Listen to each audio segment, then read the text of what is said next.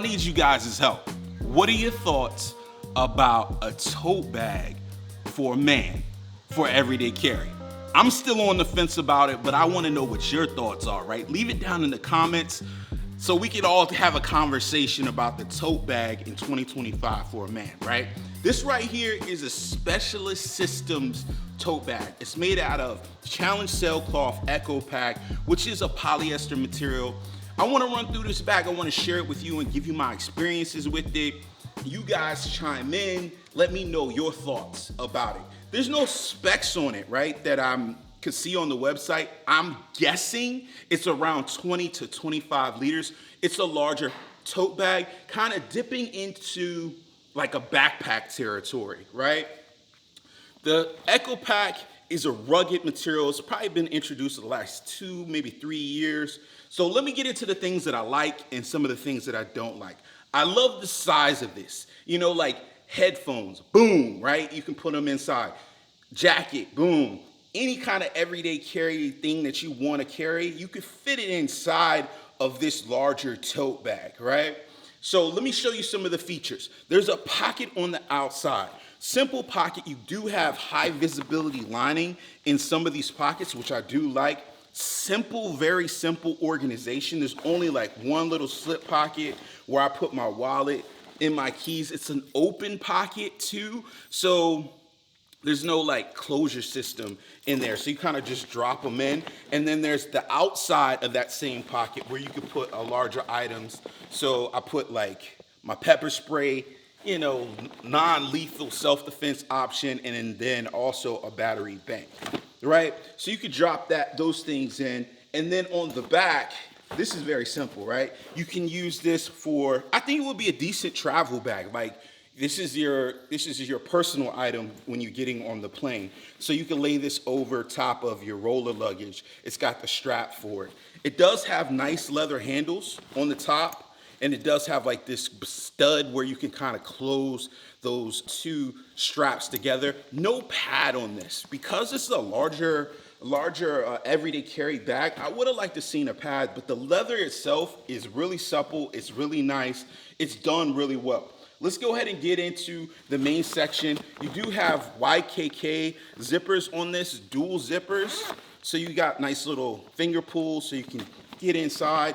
Inside, you can see I got a lot of stuff. Let me pull it up to the camera. Got a lot of stuff in there, right? Headphones, Sony XM4s, throw them off to the side. Jacket, throw it off to the side. Sunglasses in the little Green Room 136 case. Belroy compact tech case. This is like first aid items. Got a little, I forgot the name of these people. I found these on Amazon. I'll leave it down in the description. This is just carries like my lighter, aspirin, lotion, lip balm. Throw that off to the side. Inside the actual tote, lots of that high-vis orange interior. And then there's two simple slip pockets in the inside. It's like not too crazy organization, right? So in those two simple slip pockets in the front, there's like a mesh one. I put these fast fit mechanics gloves. I like those a lot. And then this is just a microfiber cloth, Write in the Rain notebook, wet ones for my son's face. That's that stretchy mesh pocket. And then there's like a solid opaque pocket back here in the back where you can get and put some stuff. But other than that, it's the organization is very simple in this pack. I would have liked to seen a little bit more organization for a pack like this, or a tote like this. Like if it's gonna be an everyday carry tote, I'm lacking those like smaller slip pockets where my smaller everyday carry items like my knives, my flashlights, that battery bank is kind of loose just in there.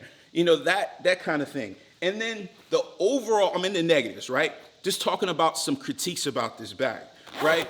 One of the things about the comfort of the handles themselves, they're decent, but a pad would have been great. Then it has like this cross body section strap. Now, there's no pad, that's one, and this is a larger sling. 20 liters is 20 liters in a backpack. 20 liters is a lot in a sling. 20 liters is a lot in a tote. So on my tote, I definitely want a pad. This is like a 1-inch strip of nylon webbing. It's adjustable, cool, but still I'm lacking a pad. And then they have this like crossbody cinch stabilizer on it. It's got a magnetic closure, and for the life of me, I've been fighting with this thing ever since I've been using this pack, right? It's not the greatest. Just like it's a magnetic kind of fidlock system, but shit, it's difficult to get apart. So I really have been just carrying this bag. That's the real reality of it, right? But far as just a tote bag that you can just carry around with you, very minimalistic, very simple. Let's talk about the price of this, right? It's $250. I respect the materials. I respect the leather accents. It's steep for what I think this thing is offering to me. As if it was a backpack, I would say the same thing. If it was a sling bag, I would say the same thing. I'm looking for a little bit more organization, a little bit of more comfort in the use of it. So for right now, I'm still on the fence for the Specialist System Tote. I think they got a really good start with the materials and the high-vis lining, but there's a couple of things that they need to add to get my money. Get my money. Specialist Systems did send this out to me to test out and review. My thoughts are my own. They ain't see this video before you did, but yeah, couple of improvements. I think they're on a good track. Still not sure if I want to move full time into a tote for my everyday carry systems. Guys, thanks for watching this review. If you got questions, leave them down in the comments. And if you love this video, subscribe and come on back. I'll see you next time, guys. Peace.